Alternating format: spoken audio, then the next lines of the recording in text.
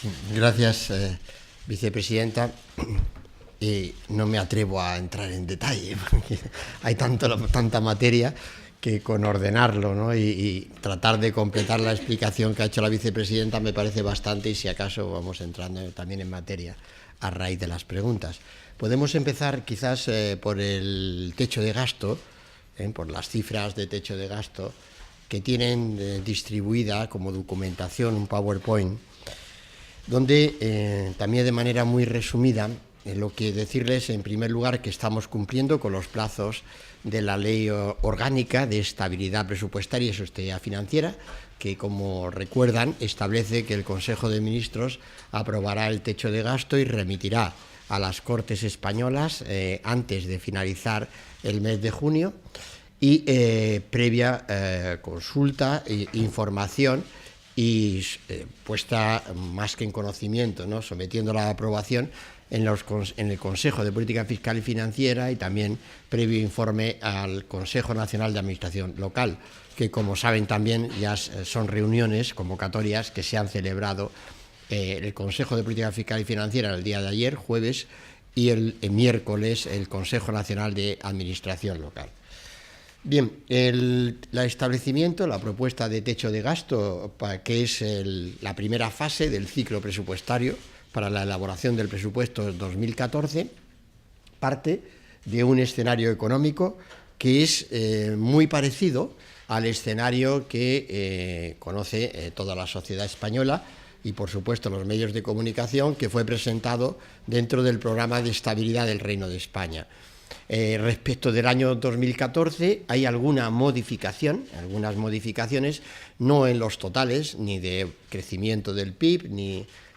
posición financiera de España frente al resto del mundo, pero sí en los contenidos de esa evolución económica del año 2014. Son modificaciones no sustanciales, pero que van indicando, digamos, la evolución económica que estamos apuntando desde el Gobierno, donde la modificación estaría en un mayor avance de la demanda interna para ya el año próximo, que de lo que estábamos anticipando hace 3 meses, y por tanto, y en consecuencia, y debido también al incremento relativo, pero incremento de la importación, una menor aportación del sector exterior a la evolución de nuestra economía. En resaltar es que, además de esa composición del crecimiento, de la evolución económica, pues es claro que España entra en una senda de crecimiento económico a partir del año 2014, que esa senda tiene una base muy sólida, que es la capacidad de financiación frente al resto del mundo, que es lo que nos permite amortizar la deuda externa, y que realmente, pues en el dato que se está también facilitando hoy en relación con la evolución de la cuenta corriente en España en el mes de abril, pues se confirma que estamos ya sobre un auténtico vuelco de la balanza de pagos, que lo que está es permitiendo financiar más correctamente el potencial de crecimiento de la economía española. A partir de ello, la evolución, la participación de las administraciones públicas de las diferentes categorías de administraciones públicas en el reparto de déficit es el del que tienen ahí expresado en el año 2013. Ese reparto iría desde el menos 3,8 de la Administración Central hasta el que examinamos ayer junto a las comunidades autónomas, el objetivo del 1,3, que es para la media de las comunidades autónomas, que no empece para nada la distribución de ese 1,3 entre las diferentes comunidades autónomas, las corporaciones locales, que ya en el año 2013 estarían en equilibrio presupuestario, y la seguridad social, que tiene un significativo déficit en el año 2013.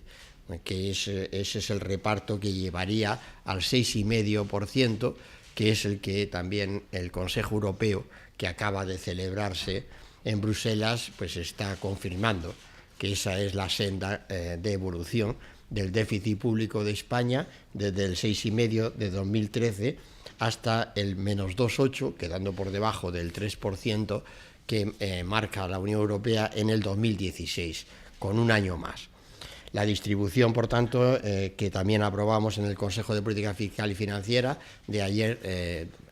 por la tarde, ya tarde-noche, es la que aparece ahí reflejada en esa senda de evolución para los años siguientes, donde, como ven, al final del proceso se trata de que las administraciones en su conjunto estemos por debajo del 3%, pero también es muy importante que, como ven, todas las administraciones, incluida la Seguridad Social estaría muy cerca de su equilibrio y también estarían las administraciones territoriales prácticamente en equilibrio, de manera que sería la Administración Central la que todavía tendría un déficit, pero ese déficit es consecuencia de la carga financiera de la deuda pública, como ahora veremos, e insistiré en este argumento, porque si no, me parece que estamos entendiendo mal, incorrectamente, cómo se financia las administraciones públicas en España, que es de una manera vertebrada, pero también haciendo descansar el peso de la deuda pública sobre la Administración General del Estado. Las cifras concretas de las principales magnitudes que llevamos a las Cortes son una evolución de ingresos, un total de ingresos, ya estamos en lo que es Estado, en el ámbito del Estado, que se correspondería con 128.159 millones de euros, que es una cifra muy parecida un poquito superior a lo que fue el techo de gasto del año pasado, el mismo componente de ingresos del año pasado, que era algo superior a 127.000 millones de euros. Por tanto, estamos en ese mismo rango, un poquito más respecto de ello. Eso se corresponde con unos objetivos de déficit que estaría en el 3,7, que recuerdan que es el del cuadro anterior, el escenario anterior, menos 3,7, y en administración, si diéramos la vuelta, está ahí, menos 3,7, lo ven, administración central. Por tanto, estamos traduciendo ya en techo de gasto, nos hemos ido exclusivamente a administración central y se corresponde exactamente con ello. Eso con los ajustes de contabilidad nacional y la financiación a las administraciones territoriales a través del presupuesto de gastos nos llevaría a un límite de gasto de 133.259 millones de euros, lo que supone un 2,7%, que ahora se lo traduzco también, porque esto hay que irlo traduciendo. En España, su contabilidad pública, tenemos que hacer todos un gran esfuerzo de pedagogía. Ya somos el país del mundo desarrollado que presenta sus cuentas públicas en contabilidad nacional consolidada sin esperar a final de año. Estamos haciéndolo mes a mes y trimestre a trimestre el total de nuestras administraciones públicas. No hay país del mundo que haga ello, y también eso invita a que cuando abordemos la interpretación de las cifras de manera parcial de unos u otros, pues no nos olvidemos nunca de las relaciones financieras que existen entre ellos. No digo que las lleguemos a comprenderlas, eso ya en el sentido de que comprendo que es difícil, o sea, entiendo que cuando uno lleva tanto recorrido, ¿no?, y tu propia tanta profesión encima y le cuesta, pues entonces traducirlo esto al común de los mortales pues no es fácil, pero esta es la estructura del Estado de las Autonomías de España, es así, está muy interrelacionada esa financiación y por tanto hay que entenderla así. El límite de gasto no financiero, excluyendo la aportación al sistema público de empleo, al desempleo, al subsidio de desempleo y a la seguridad social, que es la siguiente cifra, que incrementa su aportación para el año 2014 en 4.825 millones de euros, lo que haría es que, excluida esa aportación a la seguridad social, porque les decía, el Estado está financiando está cubriendo cada vez una parte creciente, cada vez más, de lo que llamamos el sistema público de seguridad social, y nos emplazaría en que realmente el gasto, excluyendo esa aportación, que ven que está incrementada sobre el 2013 en casi 5.000 millones de euros, pues el gasto caería en el 1,3%. Y finalmente mostrarles que lo que debemos entender también como ese concepto, el gasto disponible de los ministerios, pues es decir, una vez atendidas los compromisos ineludibles,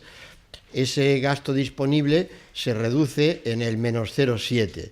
de manera que el gasto de los ministerios presupuestado, el que va a ser presupuestado, es equivalente al gasto en intereses. Fíjense qué comparación tienen ahí.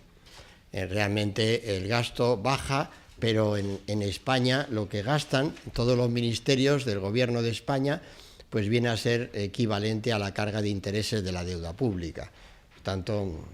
cuando alguien ve que hay más margen para gastar, pues, en fin, es que no ha entendido nada, ¿no? O sea, quiere decir, respecto de la supuesta flexibilización del déficit público, no hay ningún margen, como les decía, como ven claramente en las cifras. Pero es que es más, como también tenemos que ver que en España, cuando estamos haciendo todas esas operaciones de financiación, también colaborando activamente a la financiación de nuestras administraciones territoriales, pues lo que estamos haciendo también es contribuir a que en el total de deuda pública la participación, la carga de intereses sea mayor y por tanto no haya ningún margen para acometer otro tipo de gastos. Bueno, la vicepresidenta ya ha sido muy expresiva en términos del contenido de un Consejo de Ministros donde, que es que me ha tocado, ella me preguntaba a la entrada, ¿habías vivido un Consejo de Ministros así? No, como este no, no, digamos en términos monográficos, pero en términos también me refiero de longitud, o sea, es decir, porque no es solo monográfico es un concepto relativo, a veces si hay poco tema, pues te puede ser el tuyo. Pero, por ejemplo, en presupuestos del Estado, ¿no? Pero es que habrá sido toda una variedad, una panoplia que ya la ha descrito ella y que, por tanto, voy a hacer una aportación, pero vamos, no, ya si quieren vamos entrando en algún detalle en las preguntas. Bueno, en primer lugar, entra el ámbito de las medidas fiscales, donde lo que hacemos es, tal como ya anunciamos, ahí subimos los gravámenes de la tributación sobre aquellos consumos que tienen externalidades negativas, consumos en concreto dos, el consumo del alcohol y del tabaco, son los dos grandes consumos especiales que se deducían claramente de la presentación que hicimos con el programa de estabilidad, es decir, no vamos a otro tipo de gravamen de consumo. En el caso de bebidas alcohólicas sería un 10%, la tributación no afecta ni al vino ni a la cerveza y en el caso del tabaco es lo que llamaríamos una recomposición dentro de la tributación, donde avanza, se le da más peso al tipo específico frente al tipo ad valorem, acercándonos a lo que es también la estructura tributaria sobre el tabaco existente en la Unión Europea. Y el impuesto, por tanto, pues a partir de que va adoptando esa estructura tributaria, va reduciendo su dependencia del precio del tabaco final, va aumentando el montante fijo, va, por tanto, cobrando cada vez más relieve. En lo que se refiere también hemos en otro vehículo, una ley tributaria, donde lo que hacemos es, por un lado, también la creación, que lo ha explicado la vicepresidenta, vamos a avanzar en la imposición medioambiental, con independencia de que cuando hagamos la reforma tributaria el año próximo, todas estas piezas queden encajadas, pero hemos entendido que teníamos también que arbitrar un vehículo legal para adoptar algunas decisiones en materia tributaria que, insisto, quedarán ya acomodadas en el esquema general de reforma tributaria. Entonces, concretamente, se trata de crear un tributo sobre gases fluorados de efecto invernadero, siguiendo las recomendaciones de la Unión Europea de aumentar la presión fiscal medioambiental. Y también, como hemos venido anunciando, también vamos a endurecer la fiscalidad del impuesto sobre sociedades de grandes contribuyentes, exclusivamente de grandes contribuyentes, también limitando las deducciones a estos grandes contribuyentes, de manera que vamos a eliminar en un proyecto de ley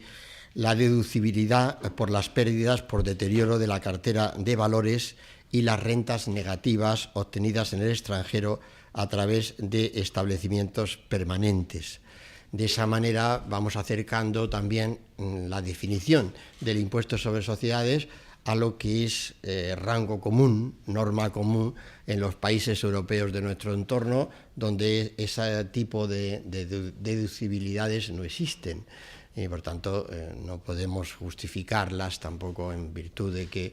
vienen de nuestra propia herencia, historia, pero no tienen sentido europeo y por tanto también estamos armonizando el impuesto sobre sociedades a ese respecto. En lo que se refiere a la fiscalidad de emprendedores, relatarles que tendremos el IVA de caja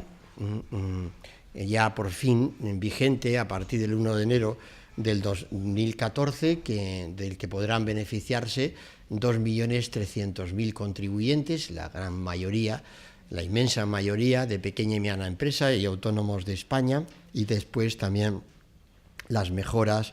para la creación de empresas, el capital semilla, las figuras conocidas como los business angels, todas las reducciones fiscales también por reinversión en beneficios que empezamos a aplicar en la pequeña y mediana empresa, que no nos quedaremos ahí y que iremos cumpliendo nuestro programa electoral, pero empezamos en un tiempo de limitación presupuestaria, restricciones presupuestarias estrictas,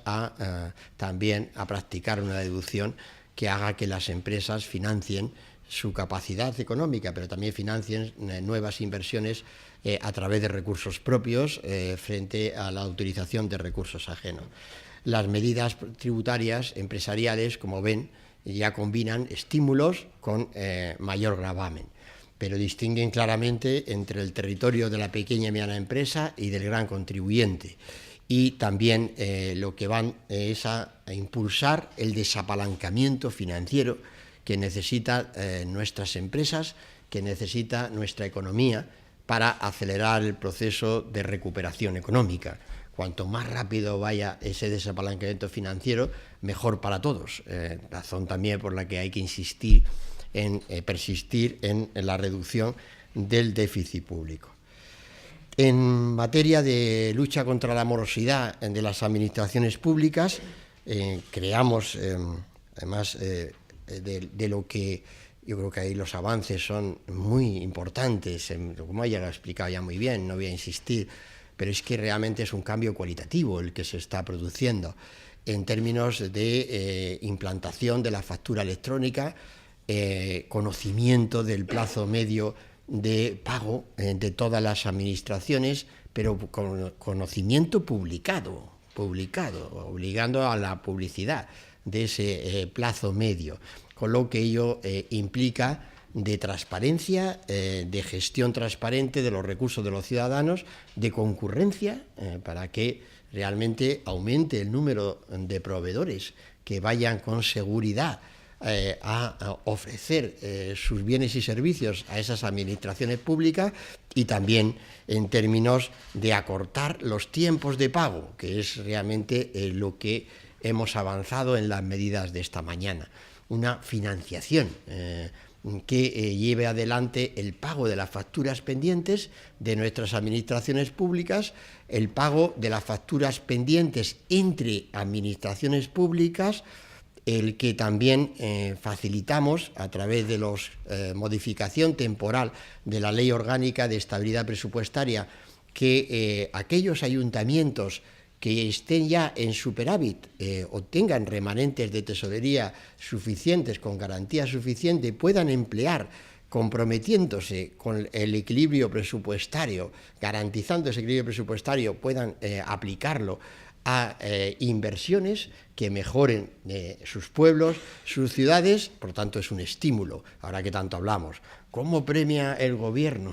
Esa es una frase que saben que no me gusta nada, pero bueno, la voy a utilizar, la voy a hacer propia ya, ¿no?, de tanto escucharla. ¿Cómo estimula el gobierno a los que cumplen? ¿No? Tal, que yo creo que el estímulo está en el cumplimiento, pero bueno, vamos a dar la facilidad para que efectivamente aquellos que han cumplido, que están en posición superavitaria, pues puedan también aplicarlo en forma de inversiones que mejore la calidad de vida de esos ciudadanos y también contribuyan al crecimiento económico, garantizando, insisto, la estabilidad presupuestaria. Y luego el pago de facturas que estamos poniendo en marcha. El pago de facturas que realmente acorte el tiempo de pago de facturas. No se trata en modo alguno ni se va a producir afloramiento de déficit públicos, puesto que está todo ya aflorado, está todo sobre la mesa. Se trata de pagar y de ordenar también planes de tesorería, que es lo que también es fundamental. Si ven, estamos haciendo una arquitectura institucional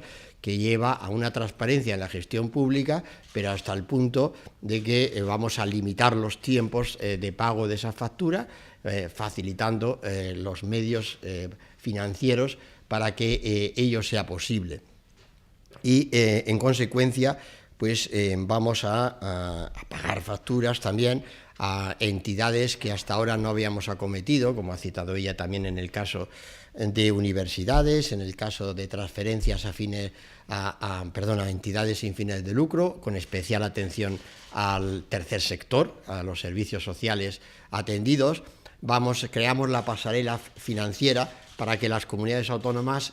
paguen lo que deben a los ayuntamientos y esos ayuntamientos, por tanto, puedan a su vez abonar las facturas pendientes de los servicios públicos, pero especialmente de los servicios sociales que tienen delegado en convenios no financiados correctamente en la circunstancia actual. Y, por último, también creamos un plan especial para aquellas entidades locales que no están en condiciones, están muy mal las condiciones, no pueden hacer frente a los pagos ordinarios, no pueden hacer frente a la devolución del crédito a proveedores y, por tanto, creamos un régimen especial donde, con condiciones muy estrictas para esas entidades locales, que estamos estimando que del total de 8.100 entidades locales en España, estarían unas 500 en esa situación potencialmente más delicada. Lo que haremos es darles un plan especial de financiación, por ejemplo, en las deudas con los acreedores públicos, con la seguridad social, con los impuestos, pero a cambio de establecer condiciones muy exigentes sobre cómo están financiando esos servicios públicos y qué clase de servicios públicos están ofreciendo en esas ciudades y en esas poblaciones. De manera que estamos cada vez en mejor condición de entrar a financiar correctamente esos servicios públicos, aquellas ciudades que no pueden hacerlo por sí mismas, pero como ven son una minoría en un total. Y son una minoría que contrasta con otra medida, como antes he resaltado, donde lo que hacemos es facilitar que los ayuntamientos que tienen superávit apliquen ese superávit en forma de inversiones. Bueno, creo que no se me olvida nada de esto. Y luego, por último, la Autoridad Independiente de Responsabilidad Fiscal, que también es el último trámite, la segunda vuelta, que hemos tenido en el Consejo de Ministros y que, por tanto, también remitimos a Cortes, con lo que pronto, la próxima vez que se presente el techo de gasto, pues realmente ese presupuesto, como ven, vendrá ya también con los informes preceptivos de esa nueva autoridad fiscal, que tiene que trabajar no en el ámbito solo de la Administración General del Estado, sino del conjunto de las administraciones públicas y, por tanto, también va a contribuir a la credibilidad no solo de nuestro presupuesto en sentido estricto, sino también de las propias previsiones macroeconómicas sobre las que se asientan los presupuestos. Pero vamos, digo que su trabajo va a ser más fácil, porque como va a tener que hacer informe preceptivo sobre escenarios de crecimiento económico, pues se trabaja mejor. Y estoy seguro, por tanto, que vamos a tener ese avance de fiabilidad y credibilidad, pero en un escenario económico más positivo. Gracias, vicepresidente.